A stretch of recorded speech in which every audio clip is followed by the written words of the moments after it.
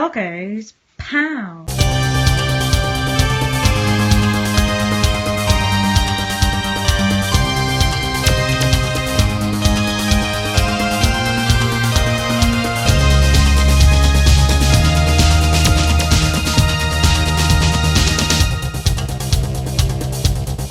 Right, let's have a look at 4 games from the arcades that I think are a little bit silly.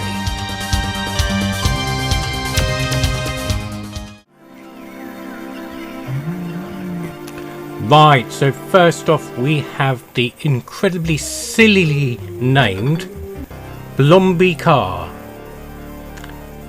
And this already is throwing up all kinds of warning signs. This music here is ripped from Data East's Vapor Trail. So that's interesting. But anyway, this is already a rip-off of World Rally, I think, with some slightly different, very badly digitized graphics. Bon Voyage, Stage 1 Madrid. Of course, this is a Spanish game. And they've changed the graphics so they're worse than they are in World Rally. Gaelco apparently weren't too chuffed with this, but having said that, because it is a complete rip of an existing game already, it's still quite playable and it's still quite good fun and it handles nicely. Oh, talking silly, that was silly, whoops. But aesthetically it's just really strange. It's just like a mix of weird digitized things going on. I mean, like, look at the score in the credits font. That's just really strange, isn't it? And the trees are strangely digitized and the backgrounds are weirdly digitized. It's just strange all round. Very Blomby, I think that might be. I don't know. We can start using Blomby as like a describing word for something that's a bit wonky. I think we should normalize Blomby as something that's wonky. It's well Blomby, that is.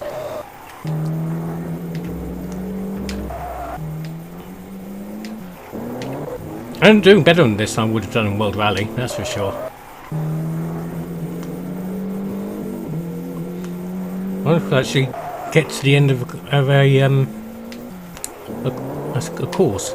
They call courses in Rally stretches, runs, legs, maybe. Maybe they're called legs. Shit.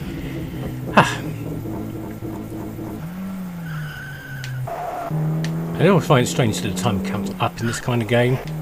Really don't know how long I've got left to do it, but I suppose that's how rallies work, I suppose, I guess. Oh yeah, we've sort of reached the checkpoint. Oh, S-bend, lots of bends. Oh, and we rolled again. That was spectacular rolling. It's almost like it defied the laws of physics by bouncing around like a strange four-wheeled rubber ball. I don't think I'm much time for this world, and this seems to be taking a long time doing this. I'm sure I should be faster, but I'm not. Sound effects are, oh shit, competent, but a bit repetitive. Obviously digitised from somebody spinning around in a car park in some Spanish housing estate. That's also from Vapor Trail as well. They've just ripped the music off from Data East. Fantastic. Stage 2 is Gibraltar. Will it look like Gibraltar? Probably not. If there's monkeys, it gets points, because that's what Gibraltar's famous for, isn't it? Monkeys that steal your wallet. Oh, there's a off-roading bit there. Okay, fine. Okay, now that's a bit weird and broken. That respawned gave me no warning. Well, I knew the turn was coming. It wouldn't let me react. That was a bit stupid.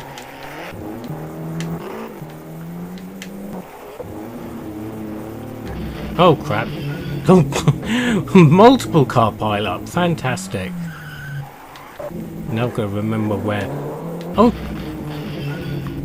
That road sign's wrong. It says that the obstruction was going to be on the left, but it was on the right, so that's annoying. And then there's the first aid truck there, and we made it through. Fantastic.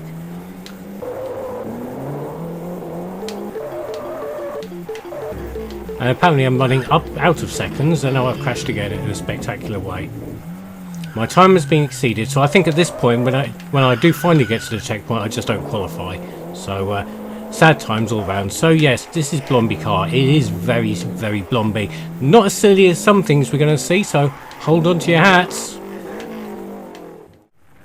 Right, this is Explosive Breaker, aka Bakuretsu Breaker if you're in Japan. It's by Kaneko. You know, those nice people that made some nice games. So let's get some credits in. And it's a shoot 'em up. What's silly about a shoot 'em up? Who would know? Who we're going to go with? Actually, I have played this before, and I thought Mai's weapons spread was probably the best. So we'll go with Mai. She appears to have only one eye. Mai with one eye. So, yeah. Apparently the evil thing has broken out, and it's very evil, and it buggers off as soon as I start shooting at it. You can already see there's a little bit of bullet hell thing going on here, but it's fine. There is no rapid fire to this, so you're tapping the button like a lunatic. So, fairly standard shoot 'em up there. Nice. We do like that. And we've got power-ups and things to shoot. Like I say, the fire rate isn't particularly good. And look, here comes a giant digitised ancient schooner. It's a sailboat, you idiot. That's silly. Really silly. Do you know what else is silly? Helicopter! A giant digitised helicopter. That's really silly. I mean, it doesn't even fit in with the game's aesthetic. It's bizarre. What a strange design decision to have a giant digitised, badly digitised picture of a photograph of a helicopter with a tentacle gonad thing sticking out of it when you blow the cockpit up. Have a bomb tentacle gonad guy. Isn't it strange? I mean, there's a well-drawn tentacle gonad guy, but why is he living out of a digitised helicopter? I really don't know. Very, very strange. Meanwhile, here comes the proper boss. And we're going to use the specials thing. Oh, and it's really annoying there's no rapid fire to this gun. And was that George Lucas? Hold on. That looks like George Lucas in the boss. How strange. Anyway, stage 2. What more silliness will we find? So far, so normal shoot 'em up, which is fine by us. Break some block things. Find some power-ups in it.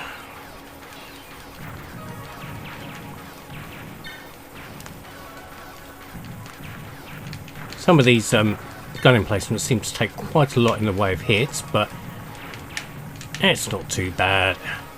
It's just so annoying, as I said, that rapid fire isn't here. But, okay, fair enough. Got some S power. There's that shield I've got there. Well, that's quite handy if that's a shield. It's very short range if it's a weapon. I mean, as shoot 'em ups go, it's not bad. Can't really complain too much about it.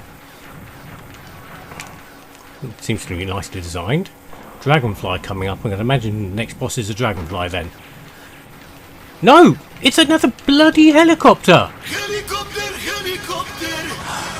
There's going to be a tentacle gonad boss. Oh, 2 giant helicopters. No tentacle gonad boss. This is 3 helicopters. Christ almighty. It's just really jarring using these digitised photographs as boss battles. I really don't understand it. And here comes what appears to be front of a C-130 Hercules. They've been retired recently, you know. For no reason, it just disappeared. It's almost like 2 people designed the graphics on this, and one of them was obviously having some kind of bizarre digitised fever dream or something. Let's continue.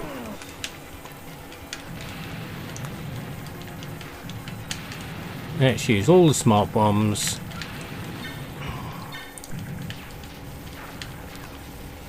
George Lucas in there? No, not in that one. Let's see what Stage 3 has to offer. Now, coincidentally, earlier in the week, Dandy JP tweeted about this coming out on something or another. I can't remember what it was. And I was like, oh, that's coincidental, because that's one of this week's games. Which I have a list of games I sort of plan roughly in advance. I don't really put that much advanced thought into things. But on the other hand, it's always weirdly coincidental when that sort of thing happens. Oh, look, a digitised F-16 or something. I think it's, no, it's an F-14 or no, it's an F-15. And that's an F-16. It's just digitised aeroplanes flying across the screen now. Oh, it's just so strange. And very silly. It's, as you might say, a bit blomby. Right, very quick continue to see if it gets any madder, but it's starting to wear a little thin now. I've got some strange firework power-up going on now, so I don't know how much use that's going to be. Release the finest fireworks.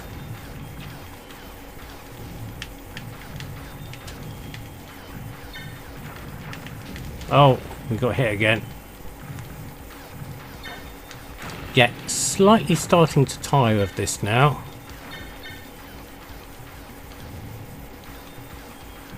I want something else silly to happen. Oh, scrolling speeding up. We might get something daft. What are we going to get? Crazy head. That's silly. It's not digitised graphics silly, but it's definitely silly. Here's all the bombs again. And get hit again. Alright, so if we can bomb it into submission.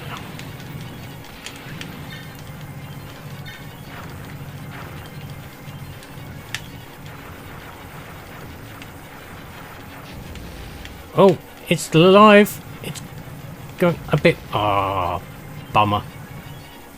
So yes, explosive breakers is still silly, but we've got more silliness coming up, so hold on. Right, next up we have Born to Fight.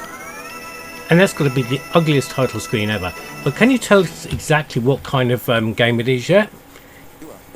So, you're starting the mission. Born to Fight, good luck. This is what I think if somebody had access to deluxe paint and decided they would do Operation Wolf. Purely in deluxe paint.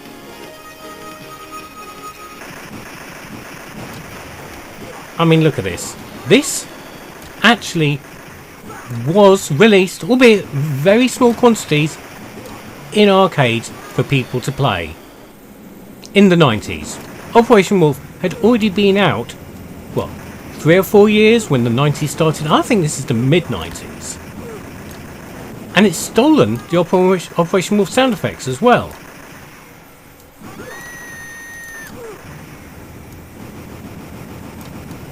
And also the grenade button doesn't work. Oh, yes it does. I remember I mapped it to 2 buttons because it wouldn't work properly.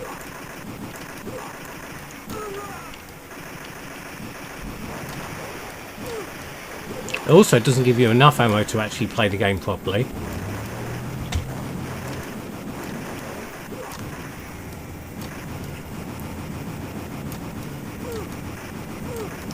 If I remember rightly, some of the actual ammo pickups don't actually register.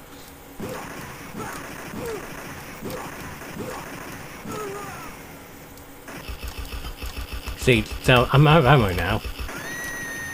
And I seem to have magically got some more ammo. I'm not sure if it reloads randomly. Yeah, it just reloads randomly. Gives you a little bit of ammunition on that belt on the side, but...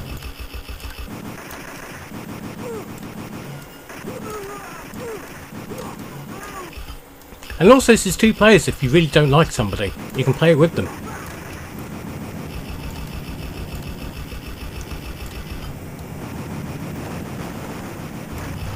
It's just such a bizarre game, isn't it?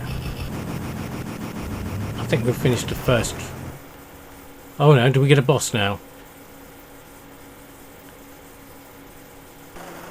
It's a helicopter! Helicopter! Helicopter! There's just loads of... Oh, we've run out of rocket grenades.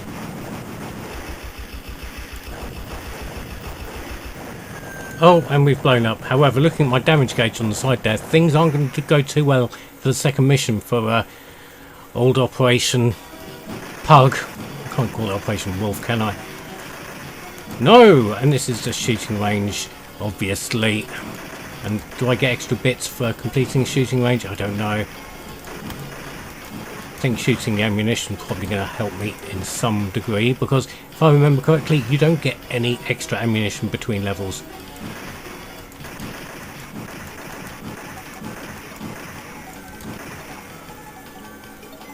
I mean, I've got 2 belts of ammunition there, but I'm sure I've shot 3 in this so far.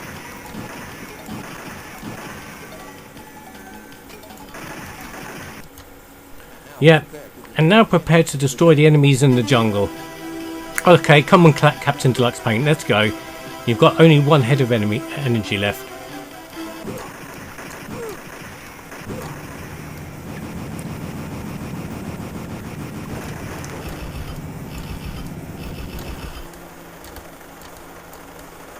And now I can't fire.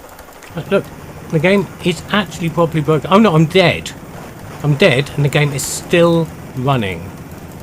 And there's... Oh no, you can't press the continue button, but you are a dead hero, try again. And when that happens, you don't continue. You go back to the stage 1 again. So yes, this is very Lumbi. It's really silly. Don't actually comprehend how this actually got made. Absolutely mind-boggling stuff.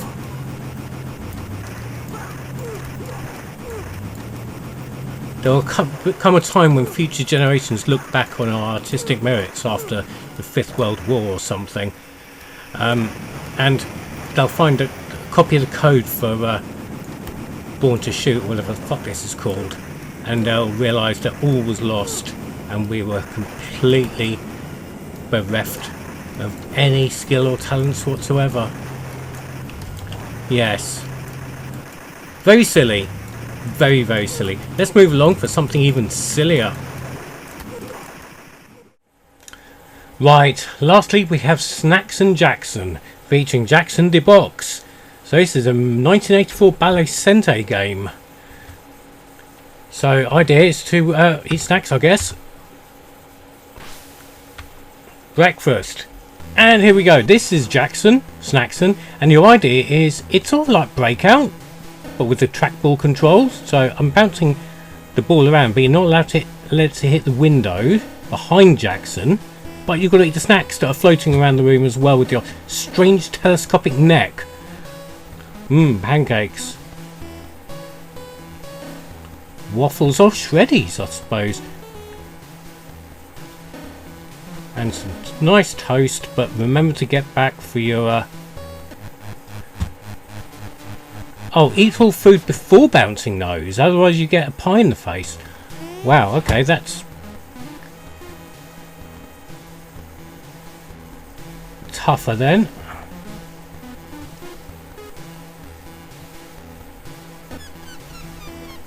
So that's freaky.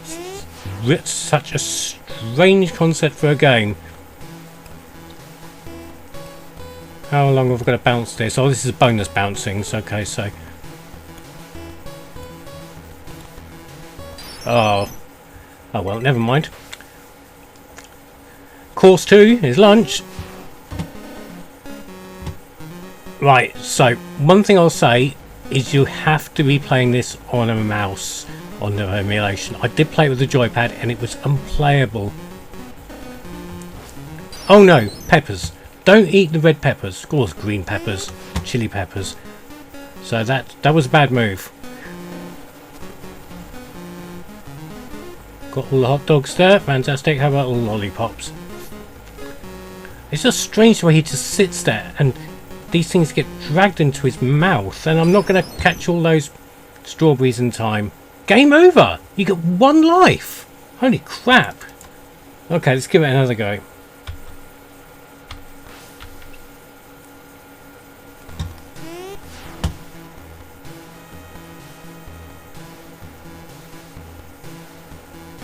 Right, bacon. Sausages. Look like pencils. Waffles. Shreddies. Toast. Eggs. I don't know why I'm calling out all the food things. I've really got nothing else to add at this point. Right, so bonus bouncing thing. It's just such a strange concept. I mean, it's not a bad concept, but the whole weird stretchy neck shit is really freaking me the fuck out. But and why have lunch in front of a window? Hey?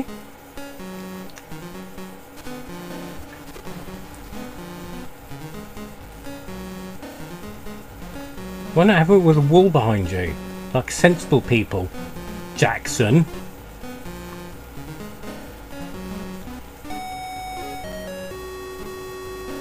Right, strawberries. Oh shit, I ate the pepper. Ah, eat all foods before bouncing on those. I know, you little green goblin chef dickhead.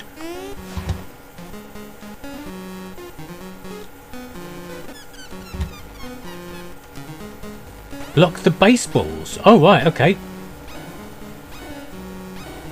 Another bonus. Okay, so a little bit of variety going on here, so it's always nice. Variety's the spice of life, or the spice of your lunch, I suppose.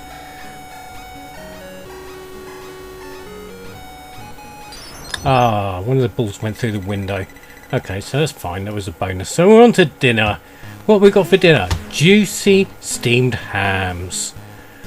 And what's that behind you? Is that the Aurora Borealis? Oh shit. Oh no, we've got more lives. Okay, that's fine. Oh crap, and I ate the pepper. Now that is probably me out, isn't it?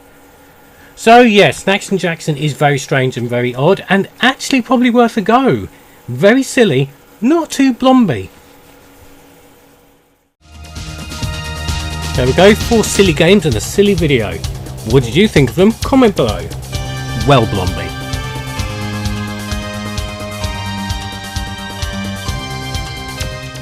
Yeah, subscribe or naff off.